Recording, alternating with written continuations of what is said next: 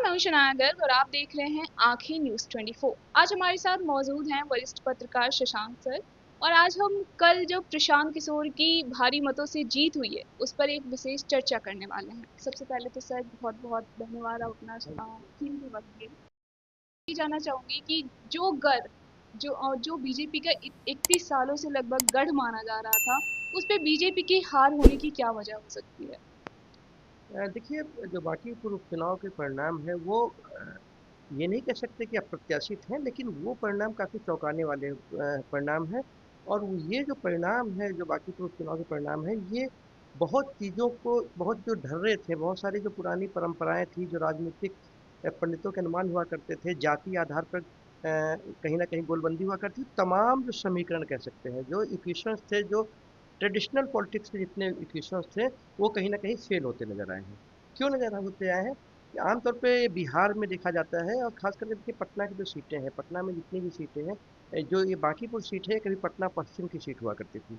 और 1995 में नितिन नवीन के पिताजी इस सीट को रामानंद यादव, जिस वक़्त जनता दल में हुआ करते थे, उनसे जीत कर आए थे। तो उस वक़्त इस जीत को काफ़ी अहम माना जाता था। दूसरा, बांकीपुर उपचुनाव में ये प्रशांत किशोर की जीत इसलिए भी अप्रत्याशित है, क्योंकि माना जाता था कि भारतीय जनता पार्टी के जो ट्रेडिशनल वोटर हैं, खास करके सवर्ण हैं और अति पिछड़ों में कुछ है, कुछ अन्य जातियों में है, उनका जो कॉम्बिनेशन है वो 60% से ऊपर है, नहीं 60 से 65% वोटर है जो भारतीय जनता पार्टी के ट्रेडिशनल वोटर हैं आज भी। उस जगह पर अगर भारतीय जनता पार्टी चुनाव हारती है, और एक लंबे मार्जिन से चुनाव हारती है, नहीं जो जीते हुए प्रशांत किशोर जब जीते हैं, तो उनका जो जीत का मार्जिन है वो लगभग 50% के करीब का है इस टाइम, 49.49 अबाउट है। और इनका करीब 31% है, तो 14-15% का मार्जिन से हार होना भारतीय जनता पार्टी की एक कई संकेत है। और ये संकेत ये है कि अब जो वो पारंपरिक समीकरण होते थे राजनीति के चुनाव के, वो कहीं ना कहीं अब बदल। अ, अगर मैं बात करूं तो प्रशांत किशोर का एक बयान भी था कि अगर बीजेपी के कोई भी अध्यक्ष ये बोलते हैं कि आप अगर कि वो कुत्ते और बिल्ली को भी चुनाव लड़ाएंगे तो वो वहां से जीत जाएगी, लेकिन इस बात को, इस अहंकार को तोड़कर इस बार प्रशांत किशोर जीते हैं, तो इस पर आपकी क्या राय है? देखिए, बिल्कुल, ये बात प्रशांत किशोर की बहुत कहना सही है कि आज के जो मॉडर्न एज के इलेक्शंस हैं, जो आजकल के इलेक्शन चल रहे हैं, उसमें अब वो आप 1990 के दशक वाली राजनीति को लाकर चुनाव नहीं जीत सकते हैं।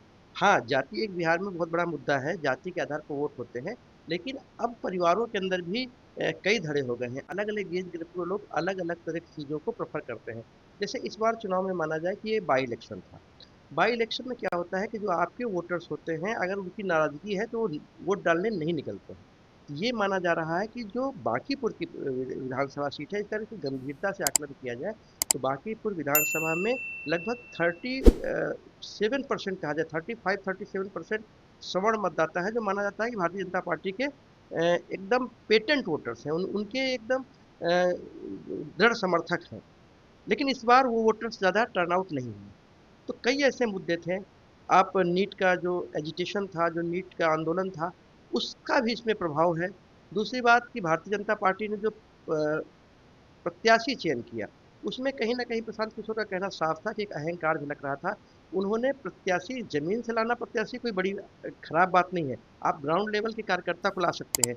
लेकिन ग्राउंड लेवल पर तमाम ऐसे कार्यकर्ता और नेता थे जो वर्षों से क्षेत्र में काम कर रहे हैं, उनका राजनीतिक और सामाजिक अनुभव बहुत ज़्यादा है।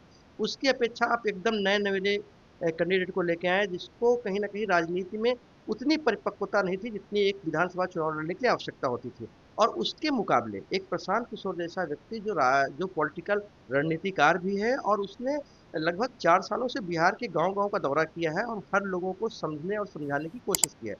तो ये जो मुकाबला था, प्रत्याशियों के मुकाबले ही भारतीय जनता पार्टी पिछड़ती नजर आ गई थी।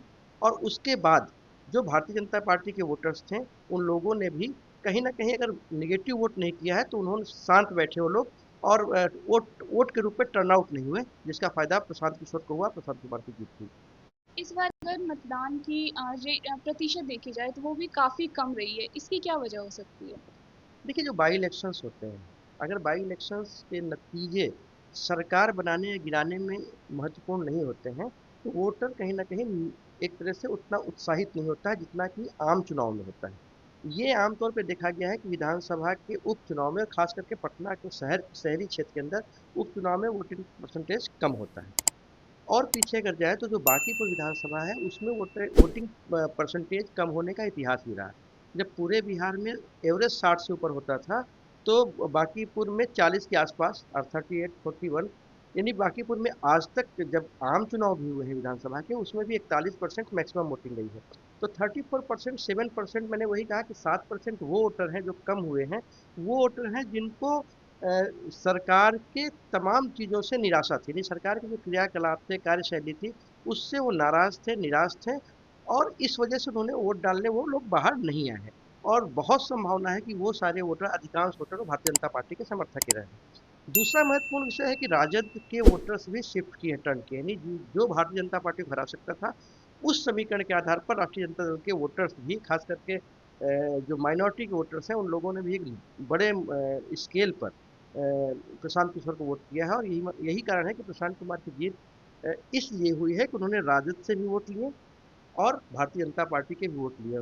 तो इन दोनों को वोट मिलाकर उन्होंने एक न्यूट्रल कैंडिडेट के रूप में अपनी पहचान बनाने की कोशिश की है, और एक बहुत ही ऐतिहासिक कहा जाए, और एक तरह से कहा जाए कि बिहार की राजनीति में एक नए समीकरण की, यानी एक नए तरह की पॉलिटिक्स की शुरुआत प्रशांत किशोर की जीत में कर दी है। अभी इससे पहले हमारी बातचीत हो रही थी कि बीजेपी के प्रत्याशी जो नीरज कुमार सिन्हा लड़े हैं इलेक्शन, वो उतने ज़्यादा एक्टिव नहीं थे पॉलिटिक्स में। इस वजह से भी शायद हो सकता है कि उन्हें कम वोट्स मिले हों। लेकिन मेरा ये कहना है कि बांकीपुर उपचुनाव में पहले अभिषेक कुमार बंटी को प्रत्याशी बनाया गया था, और उसके बाद उन्होंने कुछ पारिवारिक वजहों से अपने प्रत्याशी वाले हक को छोड़ दिया। एंड देन फिर नीरज कुमार सिन्हा को लाया गया। तो आपको क्या लगता है कि क्या सच में वो पारिवारिक इशू होगा, या फिर कोई और वजह भी हो सकती है? क्योंकि उसके आधे घंटे बाद ही ऐसा खबर आया कि नीरज कुमार सिन्हा को प्रत्याशी बनाया गया है। देखिए, मैंने पहले ही कहा कि भारतीय जनता पार्टी बाकी कुछ चुनावों को लेकर अति उत्साह में थी, जिसको कहते हैं अति आत्मविश्वास जो होता है भारतीय जनता पार्टी के अंदर, वो था। और उसकी वजह थी कि जो पारंपरिक रूप से चुनाव बिहार में हुआ करते थे, वहाँ पर जातीय गोलबंदी बहुत महत्वपूर्ण होती थी। और भारतीय जनता पार्टी के लिए जो बांकीपुर सीट है, ये काफ़ी आसान सीट इसलिए हुआ करती थी कि जो जातीय समीकरण होते थे उसमें भारतीय जनता पार्टी को काफ़ी अनुरूप हुआ करते हैं।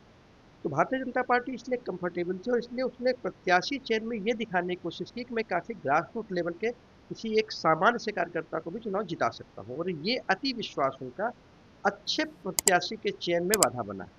पहले बताया जा सकता है कि जो अभिषेक कुमार बंटी आए थे, वो मैं अभिषेक कुमार बंटी को पर्सनली इसलिए जानता हूँ कि नितिन नवीन का वो काम भी देखते थे।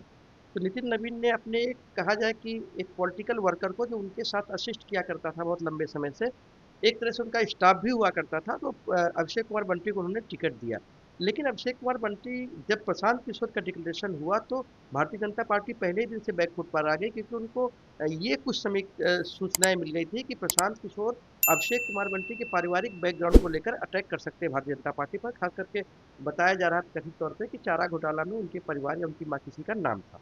तो इसके बाद भारतीय जनता पार्टी ने पाला बदला, और चूंकि भारतीय जनता पार्टी को यहाँ कास्ट कैंडिडेट ही देना था, इसलिए एक ऐसे कैंडिडेट का चुनाव करना था जो इस सीट का सिर्फ जैसे कहते हैं कि भरत ने खड़ाऊ रखकर अयोध्या का शासन चलाया, तो बांकीपुर में नितिन नवीन का खड़ाऊ रखकर वो चलाए।